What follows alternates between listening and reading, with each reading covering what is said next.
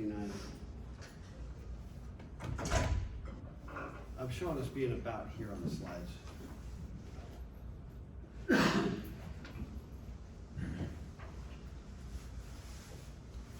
Just saw a video. They're testing getting rid of rocket boosters and using giant vacuumed rooms with magnets to spin a propeller, and you get them going quick, and then you like release and can just shoot up into the sky. They think. And I was like, that. Who's doing that? It's let's see which company it is. You mean like as a rocket booster? Yeah, it's a company called Spin Launch. That's a lot of moving parts to me. Yeah. Yeah, the vacuum room with a magnet. What scale of rockets are they going for? Or is it just the initial thrust weight ratio? I'm not sure. Whether I can send it to you. I think the scaled up version is as tall as the statue. Yeah. Okay, where did we get to? I know we were talking about We were asynchronous. talking versus about partway through the synchronous, right? Zootopia Yeah, I video. would guess it was right here. And there's Zootopia. So again, synchronous, asynchronous. What's punchline? How can you do text messaging asynchronously and text messaging synchronously? If you're both on your phones responding back and forth, that's synchronous. If you're checking it later in the day or later in the week, then that's asynchronous. Right. Don't confuse a little bit of latency, which is inherent in every communication, with synchronous versus asynchronous, even though that does have to do with time. My text messaging is always asynchronous. So yeah, did we watch all of this? No, 80% or something. We can watch the logo. 9 THD03. T HD03. H D03. D 03. 0. 3. A Flash, want to hear a joke? No! Anyway, it just kind of illustrates the idea that these devices operate at different speeds, there's different latencies, and what the rabbit, I can't remember what rabbit's name is. Hops or Judy Hops. Was it? Judy Hops. Right? Judy Hops. You know, she's basically, what's the best way to put this? She's kind of like polling, like, you know, and then waiting, and he finally does it, you know? There's clearly a need for some kind of a handshake, right? But she's kind of going, you know, she's trying to dump the whole message and it just keeps getting trashed, right? And real communications, human communications are the model for data communications, okay? So we actually have to deal with crap like that. Now I'm gonna change this slide because I think this is a little bit wrong. I'm kind of saying the way people often use, the way Corey uses texting is asynchronous, but like we talked about, the real issue is, am I interacting with you at the same time, irrespective of the mechanism that I'm using to do it? If I, So what's it's that? more like an email where like you email a company and it's like 3 to 5 business days. Like Right, that kind that's of thing. clearly asynchronous. But if I email you and 5 minutes later you email me back, and 5 minutes later I email you, and we have this give and take going on, Mhm. that might be synchronous. Okay. As long as that's kind of like my attention, my focus, and I'm communicating you just via a very slow mechanism. Mhm. You know? That makes sense. Yeah. I was gonna say, it's kind of safe to say there's gonna be some, like, there's guaranteed like a delay of some sort, right? Always. Speed of light. I mean, you know, if I were gonna sit here and we were doing sign language, which is faster than spoken language, right? Because you don't have to, spoken language, you have the latency of the speed of sound, right? I mean, if somebody shoots you from a distance with a gun, what happens first? The sound of the shot or the feeling of the bullet? Yeah, I mean, the speed of sound is slower than a moving bullet, right? That's why you're hit, and all of a sudden then the sound finally catches up. Speed of light, you know, so even just talking, speed of sound is a latency, you know, with some delay. You know, you might be perceiving that you're listening to a continuous audio stream, but that audio stream is delayed. bottom line is we're here together, I'm talking, we make eye contact with some built-in latency for things like the speed of light, speed of sound.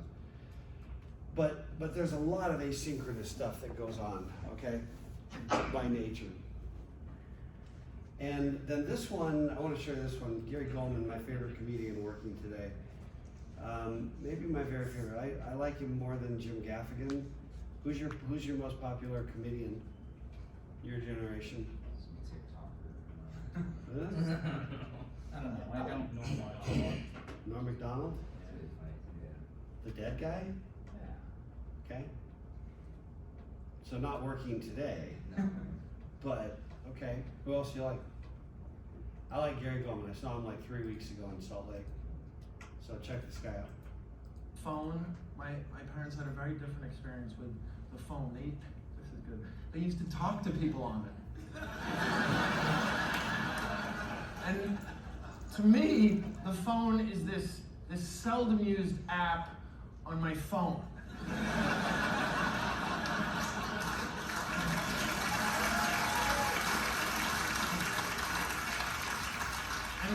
And if you use it on me, oh God help you. How dare you? I am furious when I get a phone call. You text me first to see if I'm even taking phone calls today. And I'll text you back with a window. Gary Goldman, very funny. So what he's actually saying there, this notion that I'm going to text, you text me, and I'll text you back just to tell you if I'm even taking calls today. Okay, that texting is basically the status register. We talked about status and data, right? I got to check the status. Do you have data for me? Can you accept data, right? Either of these two, whether I'm an input or an output device. And then if we're green lighted, then we can swap the data. Okay, that's the idea. That's what Goldman's trying to tell us. So the status register could be a synchronous or a asynchronous, but the data register is always, it is always synchronous if it's being triggered.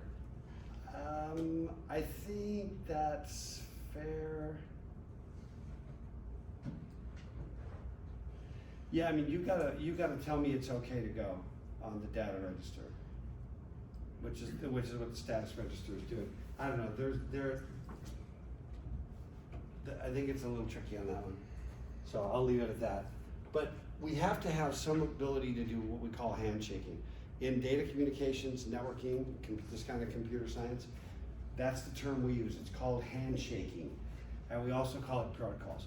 Protocols, in communication protocols, are ways of making sense out of the fact that we live our lives kind of asynchronously. We bump into each other, we go, hey, how you doing? And then we head nod, and there's some facial expression that tells me whether you ever, you have people that you know really well, roommates, siblings, whatever, and you're just like, hey, and you're just like, yeah, I got it, I'm not gonna talk to you, I'm moving on, right? There's some communication going on that sets up your exchange of information. You have to do it first. And basically, it's the same thing with human communications. You have to have some ground rules. Okay? Yeah. So me raising my hand is a protocol. Yeah. For you Yeah, in a to classroom call setting. me whenever you're ready. Yeah, that's right. And I kind of a visual pun there. Right. So the idea here is we have this notion called the ready bit. Okay? Kind of like, it can be a byte, it can be a word, but really it's just a bit. And the ready bit says, I'm ready. So if it's a keyboard, the ready bit says, there's a keystroke for you. And if it's a monitor, stripping it way down to the LC3. If it's a monitor, then the ready bit says, yes, I can accept your character, and spit it out. Okay? That's what the ready bit does. So in the case of, this has to do with the keyboard. Why is that?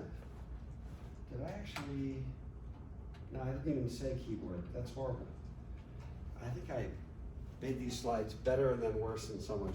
But in the case of a keyboard, the user types a character, the ready bit is set, meaning there's a character to read. Then when a program reads that character out of the buffer, the ready bit is set again.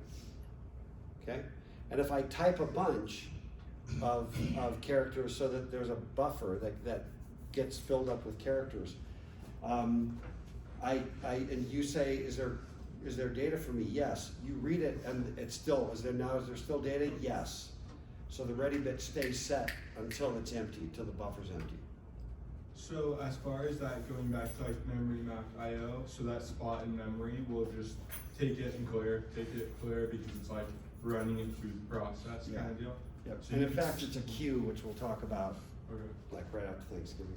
Okay. Yeah. The problem is that in real systems, you've got a bunch of programs. You can't have individual programs talking to the hardware, or it's just gonna screw everything up.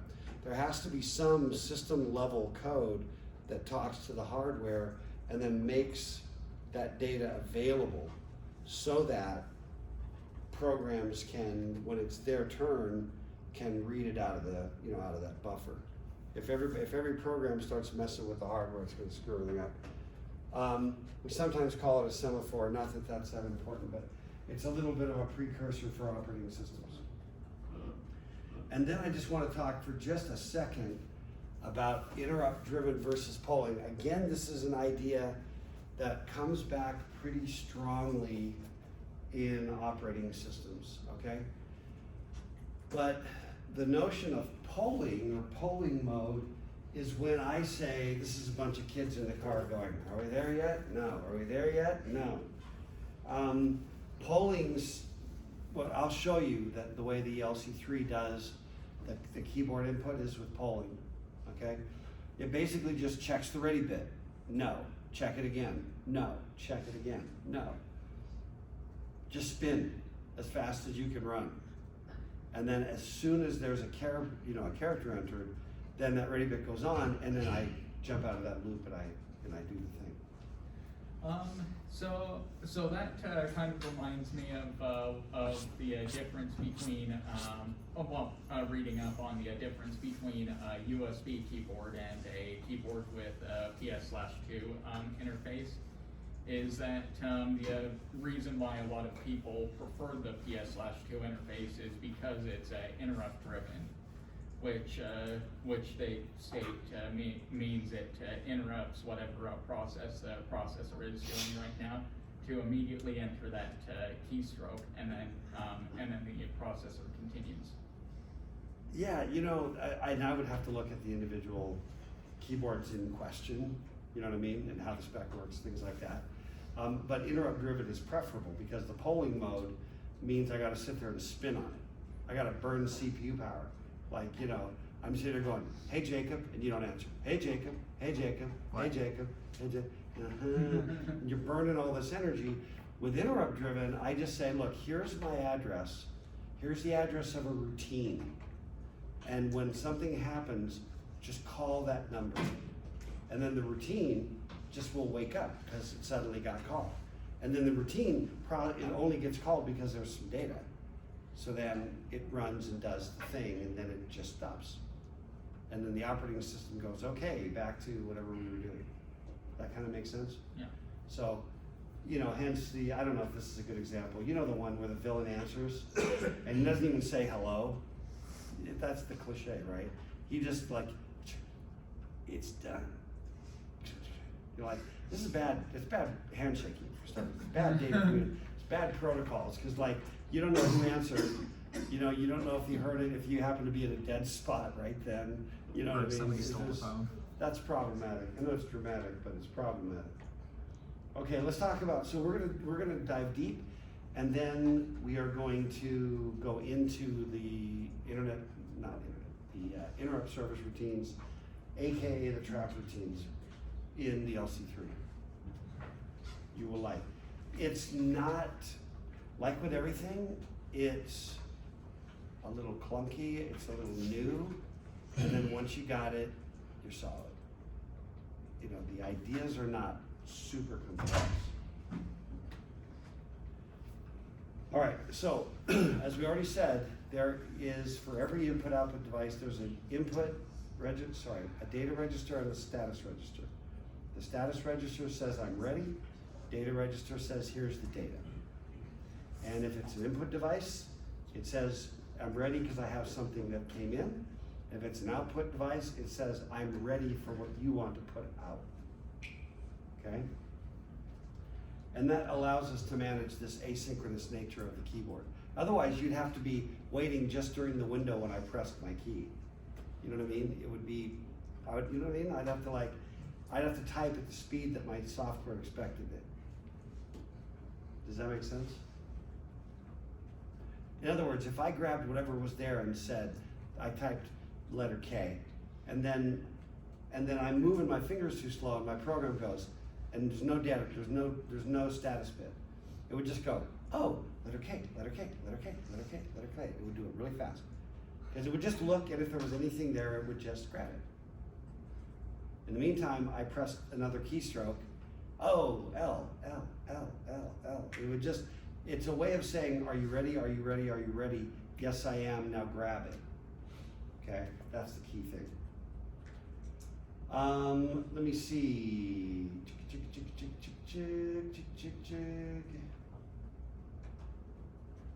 Yeah, the punchline here is that the programmer, I'm going to show you how the trap routine handles the status register and the data register, but your programs don't have to. Okay? The trap routine, the get C reads the keyboard, and the out pushes a character out. Okay? Your programs can just call those trap routines, and a character will be in R0 when there is one. And you can take something you want to print out, put it in R0, and call the out routine, and it'll go out. You don't have to worry about it. But we will show you how it's done in the trap routine. Yeah, Chase? So just so I understand it right, like a status register is like saying like, okay, we're ready, or like we are ready. Data register is like holding the information coming in until status register is like, okay, we're good. Pushes one through. Okay, we're good. Pushes one through. Like that. Yeah, like if you got, you know how if you want to send mail out of your mailbox, you have a traditional mailbox, you flip the little flag up, right? So when the flag is up, if the flag is down, it doesn't matter whether there's mail sitting in there or not. The ready bit's not set, and the carrier will just move on by, or you know, whatever. Just put mail in, but not look to take any mail out. If it sees it up, it knows that there's mail to take out. Then it'll take whatever the mail is in there and pull it out. Okay. And the data register is a queue. First in, first out. No, you can build queues out of these so that you get a buffer of these. Okay. But the data register is one register, one Oh, character. so it should, and it's a single register. Okay. One value. And we'll show you. So here's the idea, and I'll show you in the code, in the LC3. But there's the status register, and we basically just take, so remember I talked about memory map? That's the location in memory. When you read that location in memory, it's not real memory. Okay? It's a memory map, location to the keyboard controller. And when you read that address, the keyboard status register, you only have to look at this bit. Easy enough done, right? It'll show negative if that bit is set. If that bit is set, then you can look in the data register at FE02 and look in the bottom half of it. That'll be, you know, the data, the character. Yeah, Corey. So when you press a keyboard, I assume the bit 15 would be 1, and then bit 7 through 0 would be the ASCII character, right? Yep. Okay, and then what the keyboard status register does is it ands the bit like bit 15 with that, and No, the status register just sits there holding a value. I have to look at it and check its last bit. okay. If I press the key, the status register gets that last bit set. So you would so you would store the ASCII value into the status register, right? Or No, no? no. I read the status register and I only check the one bit. If that bit's on, I got data. Now I ignore it. I know what I now know. I've now completely ignored it. I then go look in the data register and I know that that's the data. I read it and I put it into R0.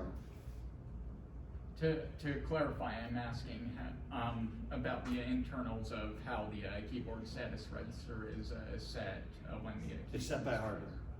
Okay. So it's below our level. It's down in the hardware of the machine. Okay.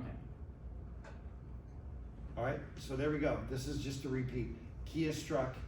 The ASCII code for that value is loaded into the keyboard register, the data register, and the status register bit 15 is set to 1. And then when the value in the keyboard data register is read, we clear the status register. That allows the next keystroke to be read by the LC3 and put into the data register. Okay? So this is the basic routine. And I'm gonna show you, but this is the code. First of all, I do a dot fill for these KBSR, KBDR, right? With FE00 and FE02, that's the memory mapped locations, okay?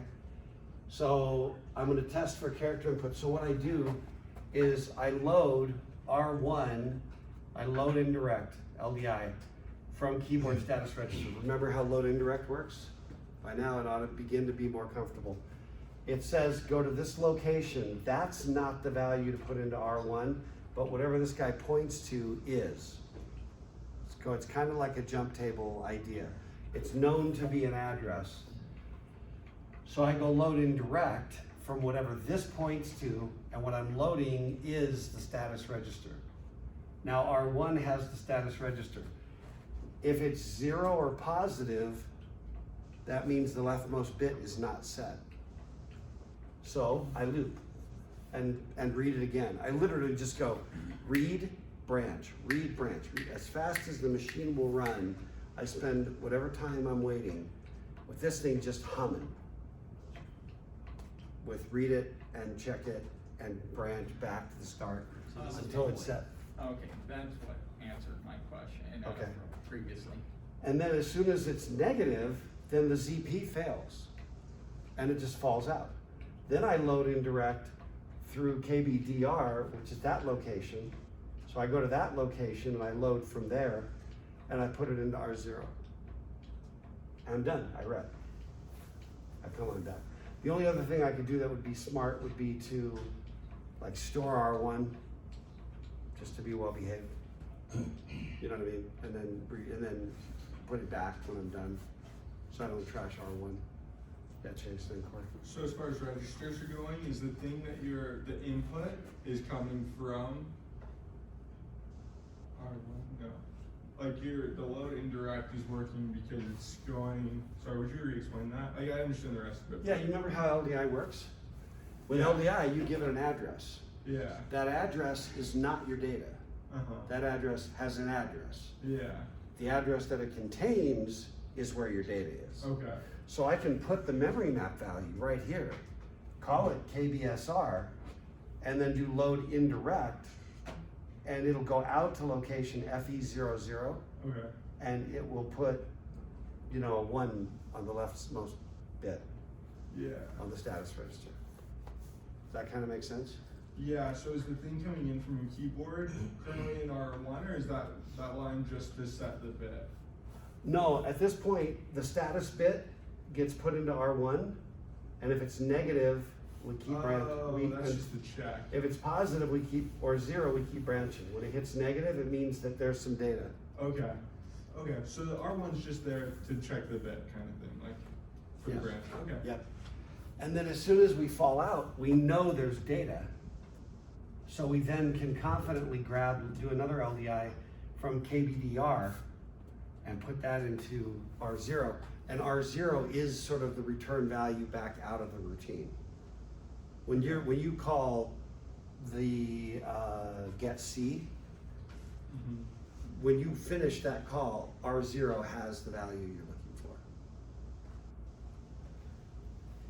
Would this function identically if we exclusively used register 0?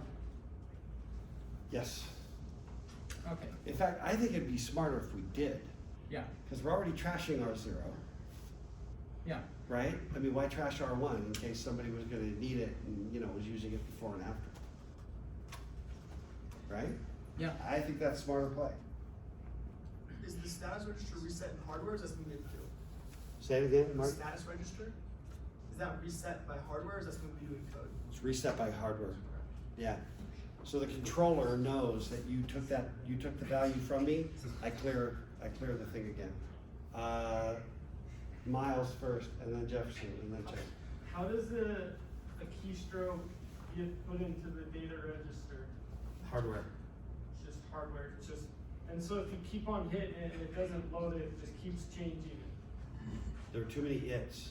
Then what do you mean by Sorry, it? if What do you you mean keep by on it? hitting And what the do you mean by key, it? like you hit like, before it can actually load it into R0, if you What's keep on it? hitting keystrokes. Say it about- without saying it. So, okay, so you press a keystroke on the keyboard Yep, and it puts something in the data register. yep.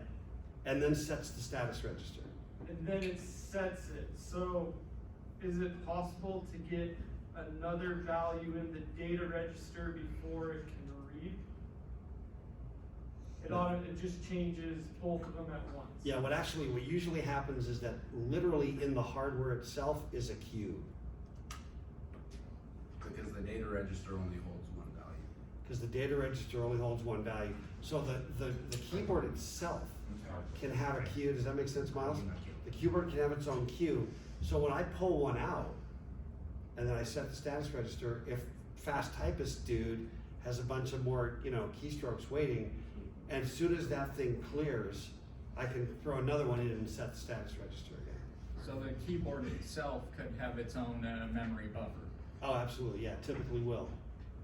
Jefferson? And those values, the fill FE00 and FE02, those are the default spots in memory that when you press the keyboard, that's where they go to?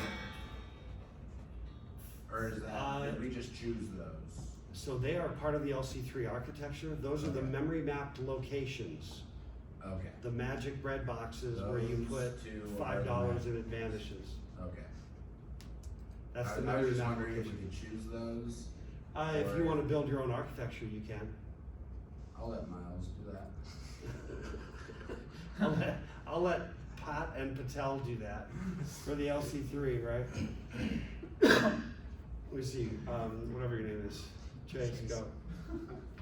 So it's the general isn't very good for this class, but this is like how you get a keystroke into R0. From start to That finish. is what this is. Okay. This is the code in the LC3 service routine. And in fact, what I'm gonna show you is that exact thing. Okay, in fact, what we're gonna do, let's see, best way, can you guys see that okay? Yeah. Yeah. I can maybe blow it up just a Better. little bit, yeah. Go to manage labels, let's go to get C, which is 400. Got a quick question for the compiler. Do you have the ability to modify things like string Z or something like that? Say that again? Do you have the ability to modify the compiler to say modify .string Z or add in something? I don't know. Because what you mean. I was thinking about the possibility of adding in a .string ZP, which uses the full 16 bits rather than the 8 bits for the ASCII characters. Oh, so that you could use the put SP? Yeah. I think it would be great. Once it's fixed. I think of it would be course. great. Otherwise, you're gonna manually compress it, which is stupid. Yeah. Yeah, I like the idea.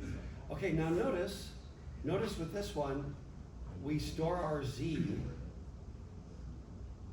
into a little storage spot over here in 408. We just, we don't have the original code, but you can kind of see it. There's nothing there. So we store our 7 away, and then we actually, it looks like it's using R0, just like we were talking about. So it does actually load from 406, so 406 is FE00, which is the status register. And it does the BRZP, and then when that clears, we're gonna walk through this right now. Let's go, when it clears, we grab the data register, and then we restore our 7 back, and Do a return. return function, What's So- the point of storing R7 to, You know you didn't touch it. It's more just like good form to be paranoid. oh, okay, anything could happen, kind of goes. Yeah, exactly.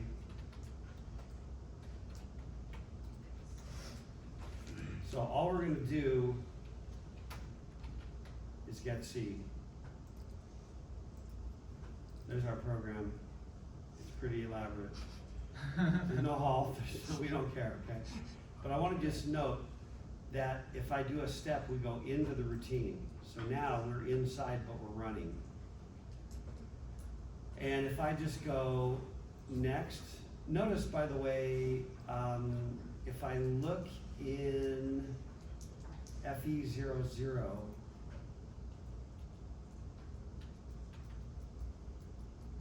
that's just 0, and FE02 is 1. That's the status register.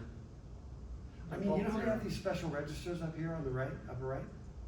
Just think of this as yet another register, not like the condition codes, program counter, you know, R5, whatever. Just another, except it's in memory as FE00. So it's a little bit slower. No, it is slower because you have to go out to the MAR, but it's not part of actual memory. So it's not slow because it's part of actual memory. It's slow because you have to go out on the bus to get it. Okay. It's not as slow as real memory. Okay. So, so this isn't actually part of the physical memory. It's set aside somewhere. Yeah, in fact, I'll show you right here. It might be a good time to show you this. But this, you can kind of see, this is the hardware implementation, okay? So, you know how you have the bus going around, right? You have the MAR where you put the address of what you want the contents of, right? And when you pull that out of memory, you put it into the MDR, right? And when you're writing to memory, you put stuff in the MDR, and then you put stuff in the MAR, and it'll connect it there. Well, what actually happens is that the values of the keyboard status register and the data register, they're always just sitting here, and this is a big multiplexer. And it's called InMux, it's an input multiplexer. So the value that wants to come out of memory, and the value that wants to come out of the status register, and the value that wants to come out of KVDR, and it turns out also the console stuff, they're all coming into this multiplexer, and the address control logic says, oh, FE00, that's not here. And it'll say, grab the KBSR. It'll let that one go through and turn the other ones off. Does that make sense? So it's literally outside of memory. Yes. It is in its literally, own but it looks like it because I just go FE00, and what pops out here? The contents of the status register. But it didn't go into memory to get it. It went over there, and how did it do that? If you remember our original example of the 12-bit memory, and there was stuff just kind of like hanging out at the bottom, and we're like, where is it going? Well, where it's going is right here, and we just don't choose it. The multiplexer says, no, I'm not turning that line on. I'm turning on that line. And then when it's time to read the KVDR, I put FE02 in the MAR, and the control logic goes, oh, I'm gonna turn on that line and turn the others off. Sir? So where do we find the, and I can't remember, the built-in functions, the like buzzwords like get C? Some labels. Where do you get them? Or where, do we have a list of all of them? Leave it in manual. All the RTFM for starters, but we also in this lecture from last time, I had 3 different slides with the documentation. Okay. In fact,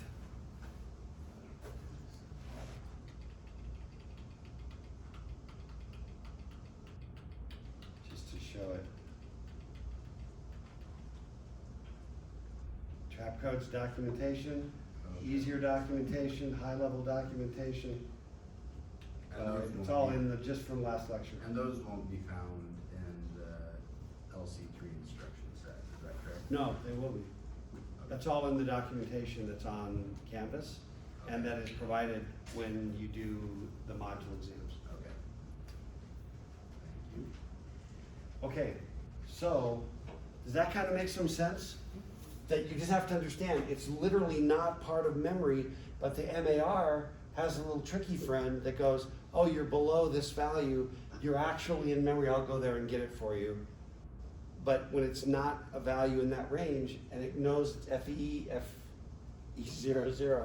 it knows it's that one, and if it's FE02, it knows it's that one, just built in. And that's how memory mapped I/O works. That's the inner secret. Okay, let's go back to, where were we? Oh yeah, FE00. Now I wanted to show you something. Now, I don't know if this simulator does this properly, but it should.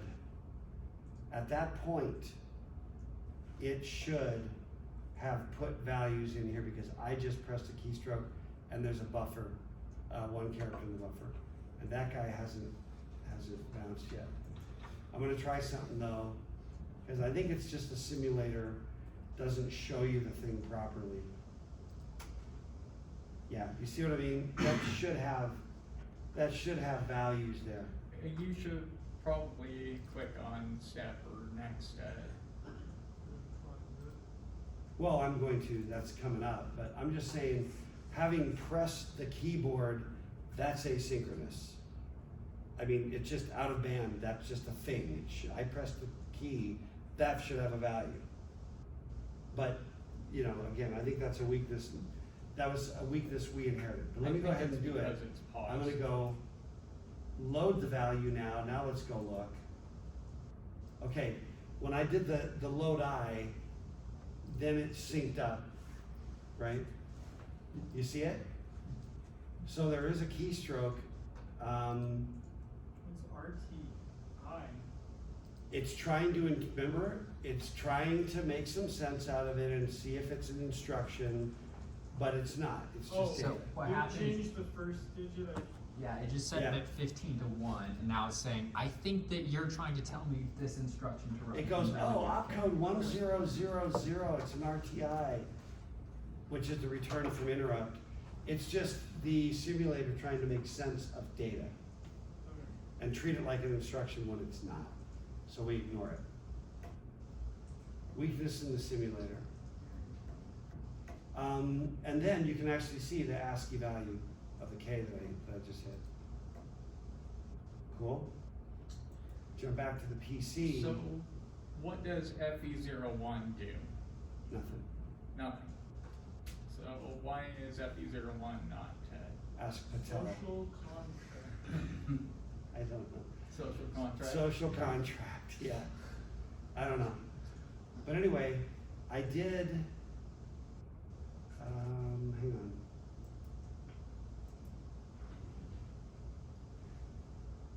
Yeah, where were we? Just jump to PC. Yeah, hang on. Yeah, we did the load I. Now notice, see the condition codes as an end? So that's gonna fail. Now look at R0, which currently has that status register, 1, 0, 1 and all zeros. Now I'm gonna load indirect through 407, which is the dot fill I did with FE02. Okay. I go step, and now R0 has that register. Sorry, that register R0 has the value of the ASCII code. And now I'm gonna restore R7, which I don't really need to do. I stored it away over here. I don't need to, but I do anyway. And then I rep. and I'm back to right after that one, and R0 has the character. Yeah. So on three. So in practice, do you need like for our project, we're gonna have an opcode. So like you're gonna have to have 4 get C's, like one get C, interpret, another get C, interpret. So, because you do another back to back, you're gonna clear our 0 before your time. No, you're gonna need to do a get C, deal with it, loop back again. Okay. Cause your program needs to run indefinitely. You're not gonna be hard coding your code. Mm-hmm. Get a character, check it, get a character, check it, get a character, check it. Oh crap, they did 40 times and I only had 39. Mm-hmm. This is why we have 4 loops. Okay. Because I'm gonna go until they press enter. With the enter key, it's not printable, but that is an ASCII character, Yeah. right? When they press the enter key, then I'm done and I go and process everything. But I'm basically gonna read the character, store it away. Read the next character, store it away. Yeah. I basically created 2 different loops for the get C. So doing it for if there's 4 characters, and then if there's 5 characters or more, it jumps to the second loop that throws out an error every time you press enter. Yeah, that's one way to do it. Okay. All right, everybody cool with that? When you're writing your program, don't write all this crap. It already exists for you. You just say get C. And then the value will be in R0. Ta-da. I like that. Now, case in point, if we reset the registers again, okay? Now, remember, step takes you inside of a routine if there's a subroutine, and next skips over it, okay? When I say next on get C, everything looks like it hung. Well, it did, because down inside that routine, it's going. So if you were to type a character really quickly, would it spit something out? Well, it won't spit anything out because I didn't echo anything. Okay. But if I hit a character, Or, yeah. it's gonna be finished. You see it. So, for example, but let's do this. If I go, for example, get C and then out. 09 ut. Okay. And now I just say run. Now it's gonna have a problem though, because let me put a halt in there. Because if I say run, no, I don't have to do a halt. I don't have to do a halt. I'm just gonna put a breakpoint right here. So it's just gonna stop right there. Okay, now I say run, and it's just, right? I mean, it's just humming. It's all get C that's humming.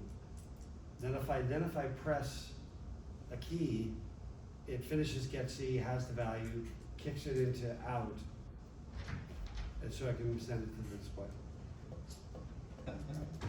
So for the project, do we store all of the values and then out at the end? Or That's do we- one way. There or are do 2 we ways s- of, Or do we store it out and then check the next? you can do it a bunch of different ways. Not a bunch, there's a couple. Okay. One is you have a string, and as they type, you just take it, you save it. Then you go through and like upper or lowercase everything, Okay. you know? Or you can do it where you get a character and you move to the next state. And from that state, you get another character, Okay. you know? And how long can the strings be in LC3? Are there any amount of Now, make characters that are them too long? reasonable. Traditionally, string lengths are like 80 characters. Okay. So, you know, should be fine with that. Okay. Okay. So I hope that this is like revelatory. The notion that it's literally not in memory, and you know how the MAR works, you know how the MDR works, and you know how they like show you the way into memory slots, except now, nope. It's allowing the trickery to go on. Okay, let's talk about output to monitor, and I wanna just check Yeah, we'll have some time to play around. What have we got, about a half hour? Yeah. So these are the structures for the display. They call them DSR and DDR, it doesn't matter what you call it. The DSR is the display status register, which is location FE04 in the memory map. It works exactly the same. Well, complementary. In this case, in the case of the keyboard, the status register is asking, do you have a character for me? You have one for me yet? Do you have one for me yet? And as you notice, because you're waiting for user input, it could be minutes. You could be spinning for an hour. You could be spinning for 5 days. User walks by and goes, oh, boink. We've all done that, right? Something's sitting there on the laptop and you're like, oh crap, and you click OK or whatever. It's been sitting there up for like 4 days, right? Well, that's one where it's waiting, somebody's spinning, trying to figure out when you're ready. The status register is different in the sense that the status on the display status register, it's saying, can you accept a character? Do you have room for another character? Did you finish with the last one and you've got room for another one? Okay? Now, because it's the console doing it, typically it's going to be faster than you could type. So it's very rare that this even comes into play. So mostly you check it, it's good to go, and you push it out. So let's go back to our cool code. And you know what I'm going to do is I'm going to go inside get C, and then I'm going to go inside out. Inside out. Okay? We drop into get C, and we go spinny, spinny, spinny, spinny, cause why? We're looking. Nobody's, Try anything in the there's nothing in the buffer at this point. So it's just waiting for something is. Yeah, now I press K, and now I go, I grab it again, and it was negative. See the end bit was set? And then I load the value into R0, watch for it, there's R0. That's the ASCII value. Load R7, now I ret. Now I'm gonna step into the out routine. You're gonna see that it does exactly the same thing. I store away R7 and I store away R1 because I always store away R7 to be safe, and we do monkey with R1. So I don't care about this first store R7 and store R1 into 3A and 3B. Does that make sense? I don't care. But you can see, well, let me see. We're gonna store our R7 as 3002. So that's it right there. Is that right? Yeah. And then I'm gonna store R1, which is all zeros, into 43A down here. Nothing's gonna happen. I'm just saving it so that I can come back to it.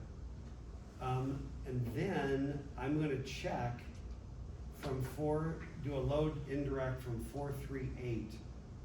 And 43, is that A or B? Can't see.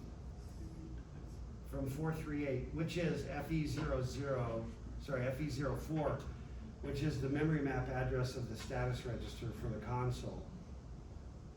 And it's already negative. The console's ready. It's not waiting on anything. Now I take R0 and I just put it in that memory location right here, FE06, which is the display data register. I go boink and the K shows up. That's it. Restore R1, restore R7, ret. Corey. Got a question. So within the trap subroutine there, built-in subroutine that is, what's the reason for storing R7 if R7 is going to remain unchanged? while storing and freeloading R7. Yeah, we kind of, that's kind of the question Miles asked earlier, I think. It really is just good form. It's like always save R7. You don't want to inadvertently get inside your code and add a line and forget that, oh, now I've got to save R7. So it's basically covering yourself kind of a deal. It is a CYA instruction, yes. Okay. Jefferson. So which registers have these default, like R7 and R0 are built into some of these functions? Yeah. And R1 is being set when we do the out. It's just do getting all of the used. registers? No, it's not getting set. It's getting used internally. Oh, Use and okay. switch back. And so we're not using it, we may store it in different locations. Okay, I was just wondering when we do the project if we had access, or obviously we have access to all of them, but I didn't know if it would be overridden when we're doing these default calls. Yeah, so R0 has that special purpose, and R7 has a special purpose. Nobody else in the LC3 anyway has special purpose. And we can't reuse R0 here, because if I use R0 is going out, it has the value we're gonna send out. You see what I mean? It's got the character we're gonna print. So I've got to trash a different register. That's why I trash R1. Okay. That makes sense. Okay. Yeah, man, we are almost good with this. Chase. Do we plan to talk about, you said like proper design, I don't want to say like architecture, but. Yeah, next semester.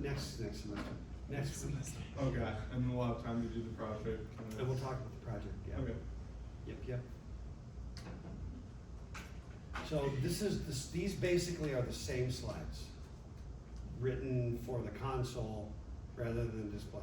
You've got to start playing with these and trying them and using them in the simulator. So when I write a value into the data register, so that's the display register. Oh, when I put a value in, this is probably a little bit backwards.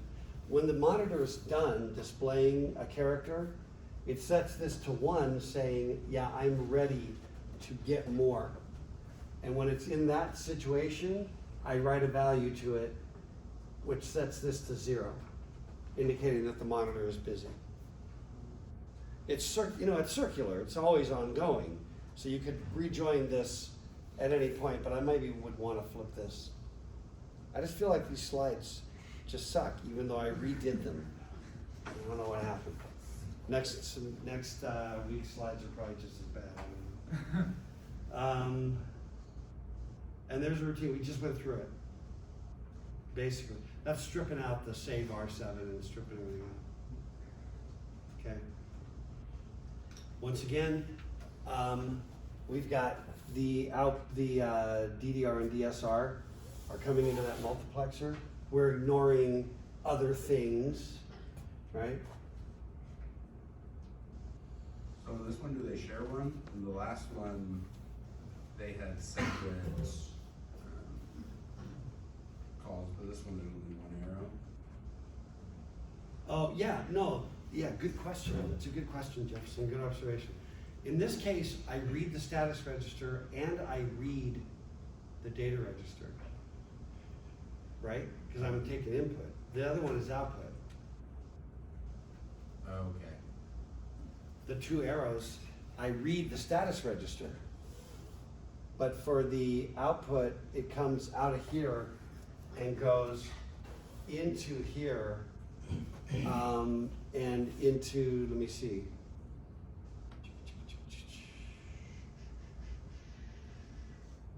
No, it's this one here that puts a value in here. So I read the DSR coming out, So you read what was loaded from.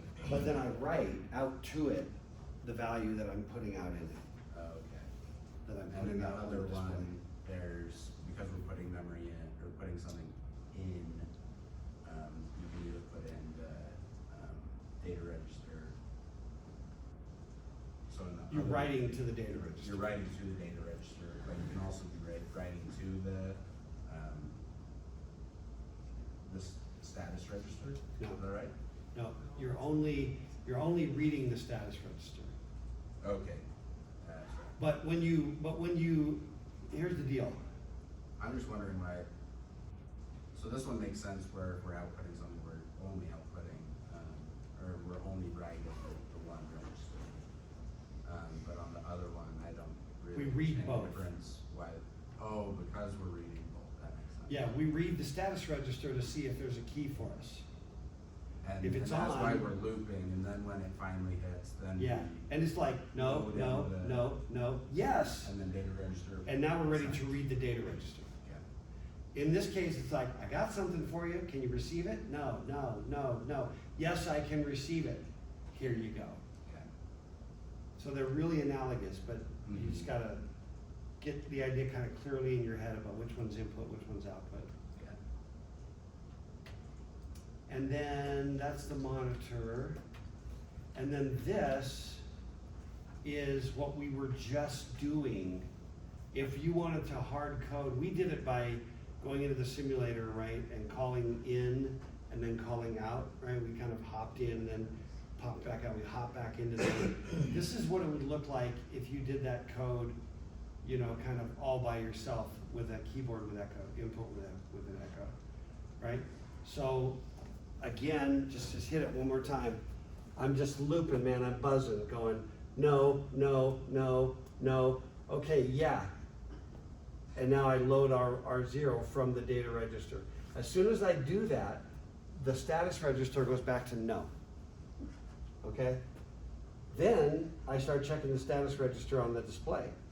No, no, no, yeah. And then I give the value in R0 over to the data register. I write it into the data register for the monitor, for the display. And then I'm done. Then I come back out. In fact, if you wanted to write your own routine, I mean, you can make this routine just by saying in or get C and out. That's all this does. So you can write this routine in 2 lines.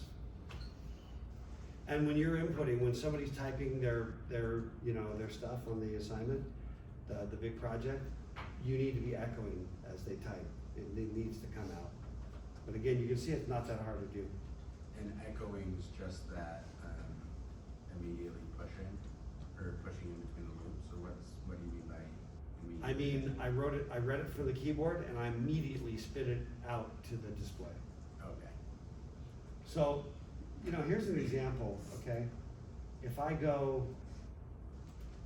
back to assembly and I only have a get C, and let me do a loop right here, and I do a BR NZP to loop, okay? Everybody tracking? If I do this, and let me clear the output, clear the input buffer, reset all the registers, and then I'm gonna run. Now watch.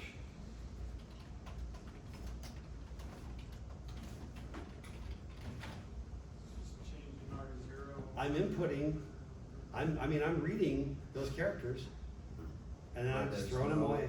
But there's no echo because nothing's getting pushed to the. That's right. But if on the other hand, I say get C and I say out, okay, clear the output, clear the buffer, pause because it's still running, reset. And then we get rid of this breakpoint. Yeah, that's already gonna be an infinite loop. So now I say run and I go,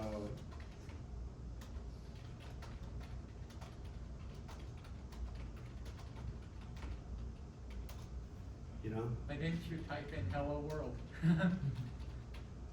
I should have.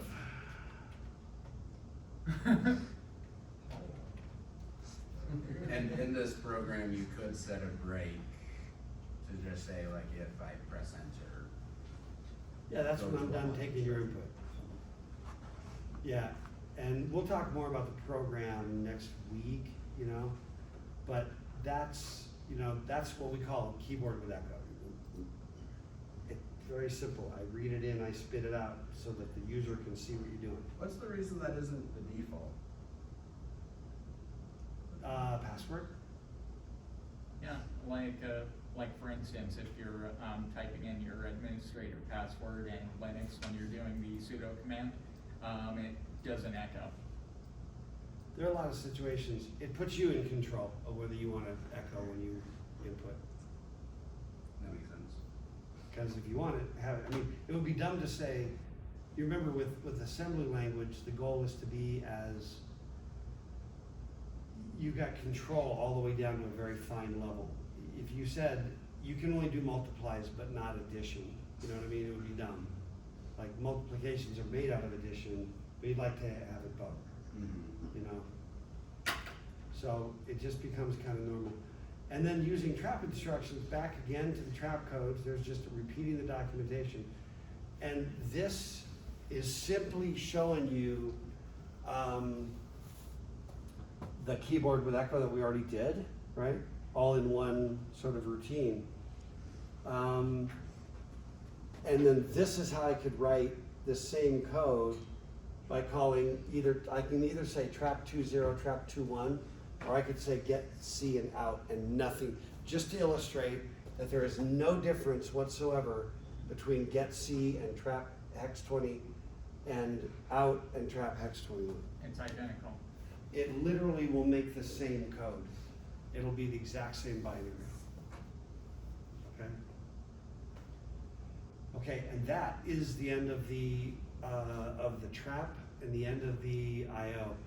The only thing, the biggest thing you gotta remember is the status register and the data register when it comes to doing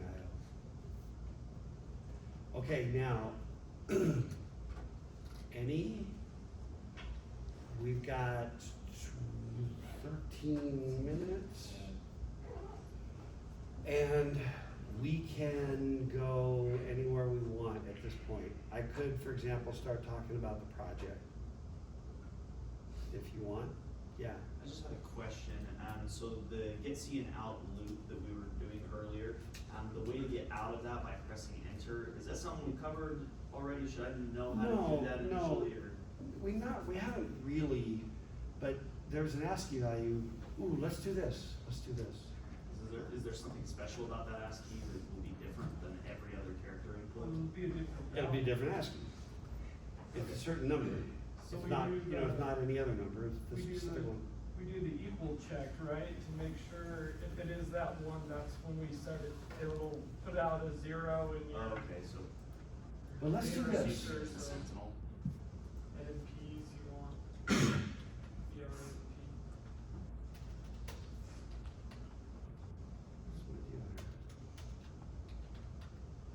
I want to go caps. I feel like I'm getting down to business. Here's what we're gonna do. What I want to do is, for starters, let's just do this code. We don't have to really redo anything. Clear the output, clear the buffer, pause, reset. Okay.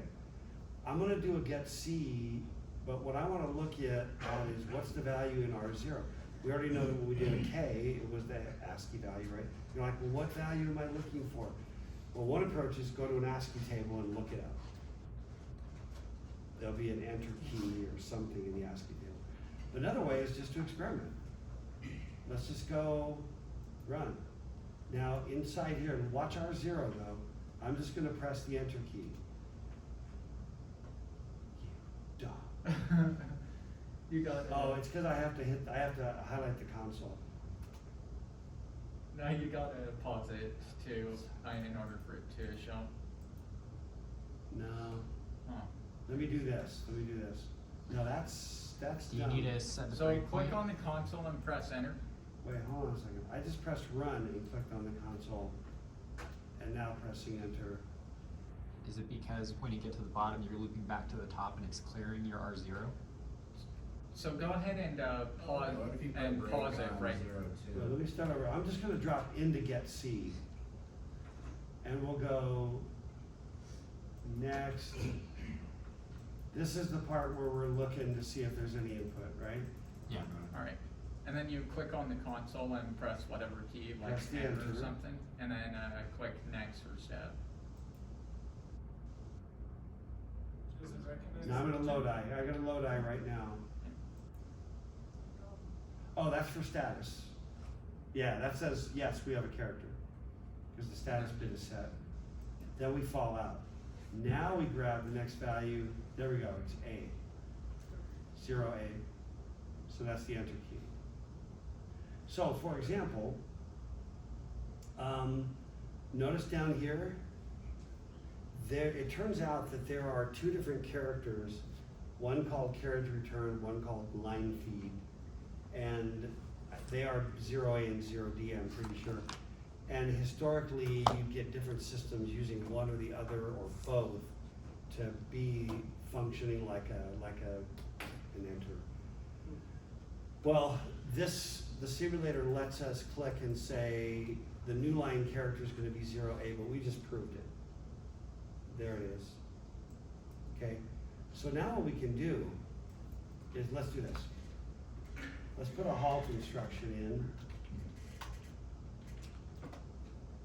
in. And what I want to do, what we're going to do is we're just going to look at every keystroke. And if the keystroke's an enter, then we quit. Then we stop. Okay? We'll just keep typing until we hit enter. So to do that, you could subtract A from register 0, and then do a BR to Z to the whole. Yeah, well, let's start with putting a value here. What's negative 000A? And I'm not sure I should RTFM myself. Can I do that? You can do X minus No. 000A. Yeah, I can't remember. Aha, there we go. So now what I'm gonna do is I get the character, and what I wanna do is take whatever's in our 0, add it to whatever's in the dot fill. So I better go, Put a label on it. I'll call it negret. I want to be negative return. Check. I'll just call it, I can't call it ret. Check. Check. Just call it negative return. It's too many characters. I'll call it check. Okay. And what I'm going to do is I want to go, I got R0 already has the first value. I'll load R1 from check. And then I'm going to add, I'm going to put the result into R1, and I'm going to add R1 and R2, 0. And then I'm going to branch. Branch on Z. Z. Yeah, branch on 0 to quit. Otherwise, I output and branch, and I gotta go quit right up here. Fun fact, since immediate 5 is sign extended, you can actually add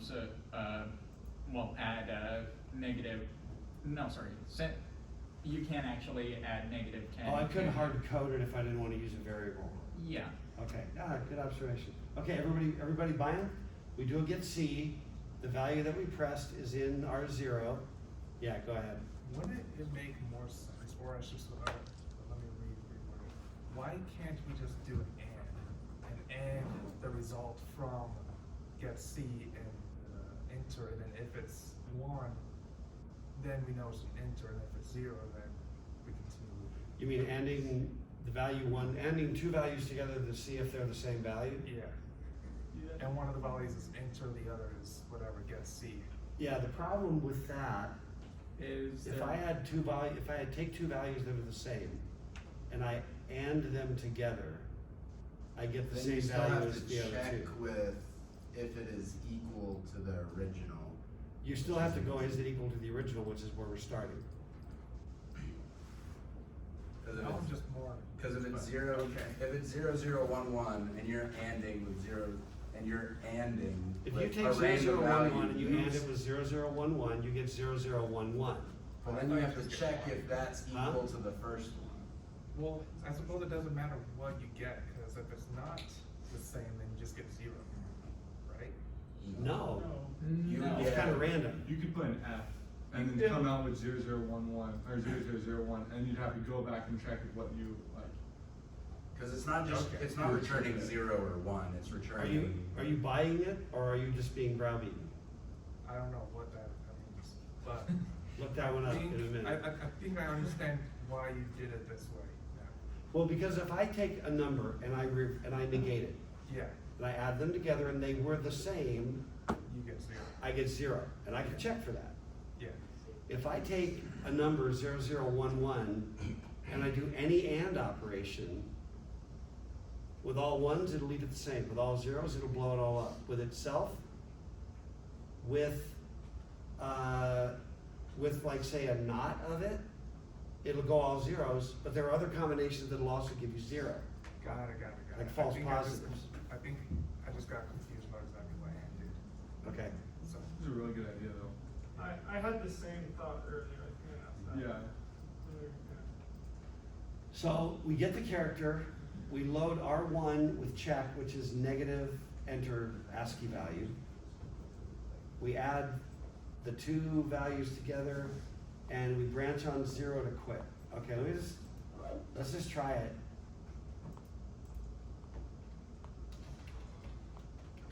I can't spell hello world, but I pressed enter.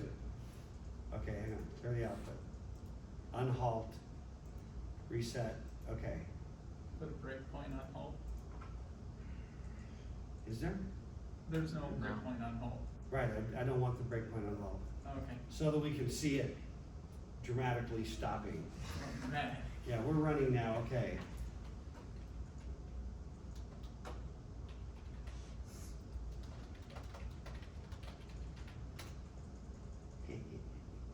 Okay, let's try one more time. I wanna just press, let's go run. I'm just gonna press the enter key. Yeah, so there's some code right there to echo as long as they're typing. Well, now that's your structure, right? So you wanna, what's that, You Mom? need to store it though too. Right, that's what I was gonna say. That's like your input structure. You got a loop. The loop lets you type, it echoes it out, it stops when you hit enter. That's the structure of your entire program. Well, at a really high level. Then you have to be able to say, store that away. And then, so like you could do an LDI and then increment that address to go to the next one to just keep on saving them one after the other. Like you do like an LDI. Oh, if you did an LDI through an address and the address was the start of your buffer. Right, and then you just add one to that. Yeah? You could just keep incrementing that value in memory. Yeah. You could do a load through register, with the register being your pointer, You could and use increment that guy. Yeah. But anyway, bottom line is you got a couple of options to sort of put a character, increment a pointer somehow, put your next character, every time they type one, joink. And I think the easiest way is to, sorry. Really quickly, on the check, do dot fill FFF6. I think that's the negative value. Yeah, I mean, yeah, you can do that too. I just wanna see if that's what we need. Yeah, let's try it out. We'll know in a minute. Unhalt, reset, clear the output, run. Yeah, Okay. yeah, seems to be. You can do it either way.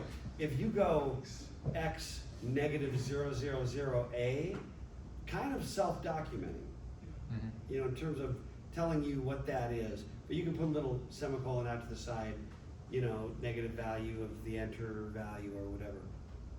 And then just make sure you look at this new line as x0a versus new line as x0d. Or, you know, I just like to put in a label saying that neg 10 or something like that, neg 10, negative 10, something Right, like that. right. I want to just try this. I'm going to click this. I just did it as 0D. And I'm clicking new line as 0D. And seeing, and that's not working. Okay. Yeah. Okay. Now if I switch it back over here to new line as that, and I'll reset, clear. It's not. You gotta hit run. Okay. You gotta hit run. Oh, shut up. Okay. Still not one case. No, yeah, he wasn't running, so it was not a test. But we did prove it anyway. But you see what I mean? So in the simulator, just, you know, I would just leave it defaulted as 0A and use 0A as the value of the enter key. And you should be good. All right, we're out of time. Hopefully